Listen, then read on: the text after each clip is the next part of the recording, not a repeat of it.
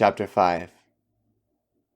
It was on a dreary night of November that I beheld the accomplishment of my toils. With an anxiety that almost amounted to agony, I collected the instruments of life around me, that I might infuse a spark of being into the lifeless thing that lay at my feet. It was already 1 in the morning. The rain pattered dismally against the panes, and my candle was nearly burnt out, when, by the glimmer of the half-extinguished light, I saw the dull yellow eye of the creature open. It breathed hard, and a convulsive motion agitated its limbs. How can I describe my emotions at this catastrophe, or how delineate the wretch whom with such infinite pains and care How can I describe my emotions at this catastrophe, or how delineate the wretch whom with such infinite pains and care I had endeavored to form? His limbs were in proportion, and I had selected his features as beautiful. Beautiful! Great God! His yellow skin scarcely covered the work of muscles and arteries beneath. His hair was of a lustrous black and flowing, his teeth of a pearly whiteness.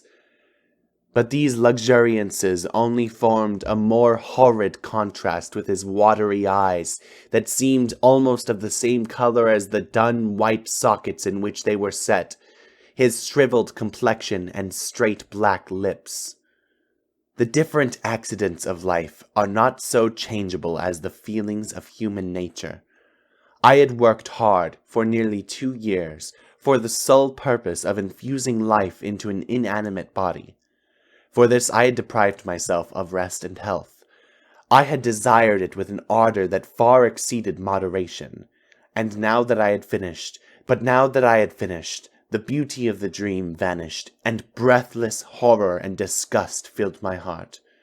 Unable to endure the aspect of the being I had created, I rushed out of the room and continued a long time traversing my bedchamber, unable to compose my mind to sleep. At length lassitude succeeded to the tumult I had before endured, and I threw myself on the bed in my clothes, endeavoring to seek a few moments of forgetfulness. But it was in vain. I slept indeed, but I was disturbed by the wildest dreams. I thought I saw Elizabeth, in the bloom of health, walking in the streets of Ingolstadt. Delighted and surprised, I embraced her, but as I imprinted the first kiss on her lips, they became livid with the hue of death. Her features appeared to change, and I thought that I had beheld the corpse of my dead mother in my arms. A shroud enveloped her form, and I saw the grave worms crawling in the folds of the flannel. I started from my sleep with horror. A cold dew covered my forehead, my teeth chattered, and every limb became convulsed, when, by the dim and yellow light of the moon, as it forced its way through the window shutters, I beheld the wretch, the miserable monster whom I had created. He held up the curtain of the bed, and his eyes, if eyes they may be called, were fixed on me. His jaws opened, and he muttered some inarticulate sounds, while a grin wrinkled his cheeks. He might have spoken, but I did not hear. One hand was stretched out, seemingly to detain me, but I escaped and rushed downstairs. I took refuge in the courtyard belonging to the house which I inhabited, where I remained during the rest of the night, walking up and down in the greatest agitation, listening attentively, catching and fearing each sound as if it were to announce the approach of the demoniacal corpse which I had so miserably given life. Oh, no mortal could support the horror of that countenance. A mummy again endued with animation could not be so hideous as that wretch.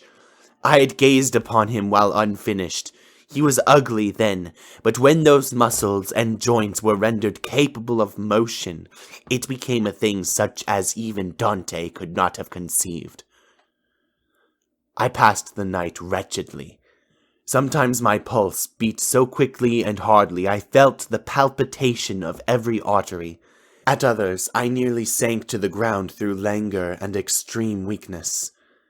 Mingled with this horror, I felt the bitterness of disappointment. Dreams that had been my food and pleasant rest for so long a space were now become a hell to me, and the change was so rapid, the overthrow so complete. Morning, dismal and wet, at length dawned, and discovered to my sleepless and aching eyes the church of Ingolstadt, its white steeple and clock, which indicated the 6th hour. The porter opened the gates of the court, which had been... The porter opened the gates of the court, which had that night been my asylum, and I issued into the streets, pacing them with quick steps. The porter opened the gates of the court, which had been that night. The porter opened the gates of the court, which had that night. The porter opened the gates of the court, which had that night been my asylum, and I issued into the streets, pacing them with quick steps, as if I sought to avoid the wretch whom I feared every turning of the street would present to my view.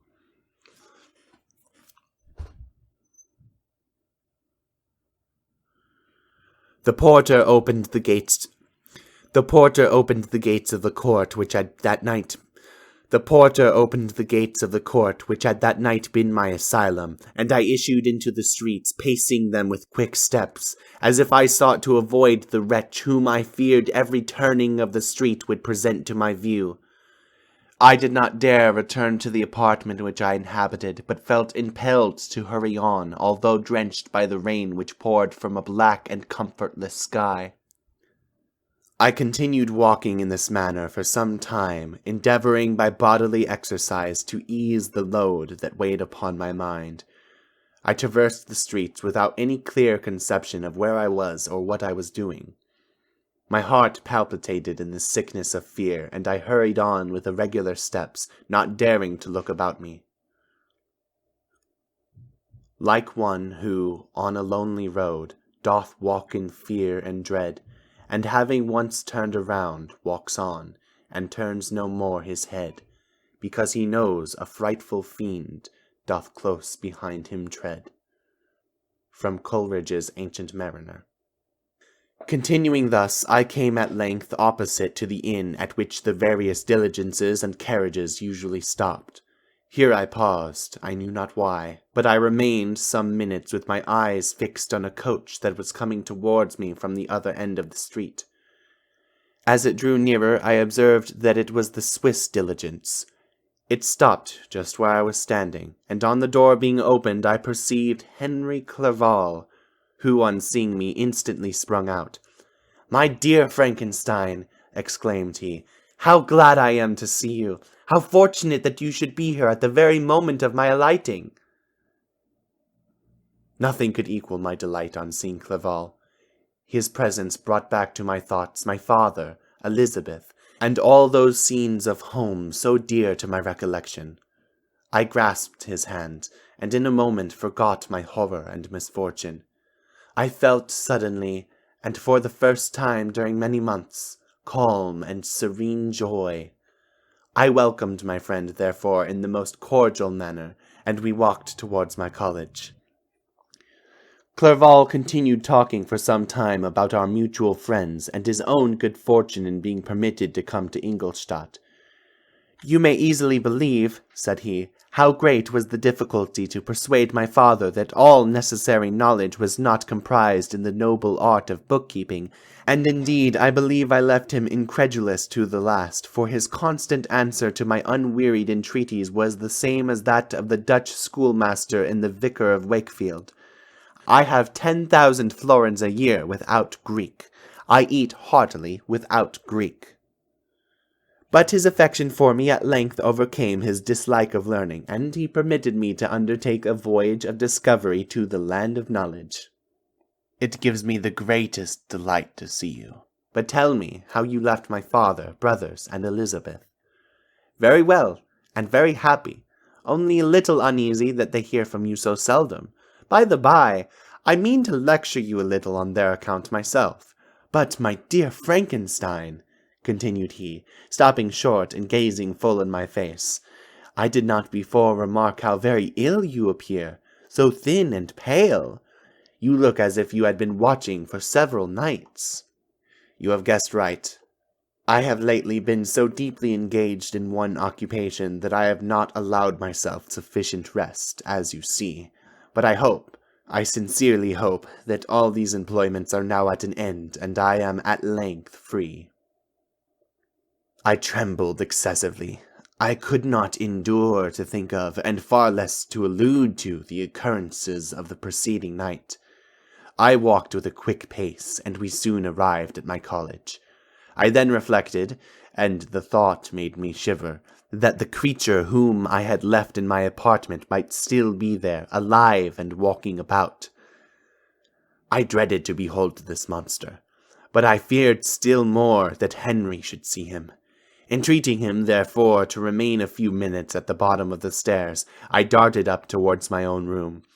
My hand was already on the lock of the door before I recollected myself. I then paused, and a cold shivering came over me. I threw the door forcibly open, as children are accustomed to do when they expect a spectre to stand in waiting for them on the other side. But nothing appeared. I stepped fearfully in. The apartment was empty, and my bedroom was also freed from its hideous guest. I could hardly believe that so great a good fortune could have befallen me, but when I became assured that my enemy had indeed fled, I clapped my hands for joy, and went down to Clerval. We ascended into my room, and the servant presently brought breakfast, but I was unable to contain myself. It was not joy only that possessed me. I felt my flesh tingle with excess of sensitiveness, and my pulse beat rapidly. I was unable to remain for a single instant in the same place. I jumped over the chairs, clapped my hands, and laughed aloud. Clerval at first attributed my unusual spirits to joy on his arrival, but when he observed me more attentively he saw a wildness in my eyes for which he could not account, and my loud, unrestrained, heartless laughter frightened and astonished him. "My dear Victor," cried he, "what, for God's sake, is the matter? Do not laugh in that manner. How ill you are! What is the cause of all this?" "Do not ask me," cried I, putting my hands before my eyes, for I thought I saw the dreaded spectre glide into my room. "He can tell. Oh, save me! Save me!" I imagined that the monster seized me. I struggled furiously and fell down in a fit. Poor Clerval! What could have been his feelings? A meeting, which he had anticipated with such joy, so strangely turned to bitterness. But I was not the witness of his grief, for I was lifeless and did not recover my senses for a long, long time. This was the commencement of a nervous fever which confined me for several months. During all that time, Henry was my only nurse. I afterwards learned that, knowing my father's advanced age and unfitness for so long a journey, and how wretched my sickness would make Elizabeth, he spared them this grief by concealing the extent of my disorder. He knew that I could not have a more kind and attentive nurse than himself, and, firm in the hope he felt of my recovery, he did not doubt that, instead of doing harm, he performed the kindest action that he could towards them. But I was in reality very ill, and surely nothing but the unbounded and unremitting attentions of my friend could have restored me to life. The form of the monster on whom I had bestowed existence was ever before my eyes, and I raved incessantly concerning him. Doubtless my words surprised Henry.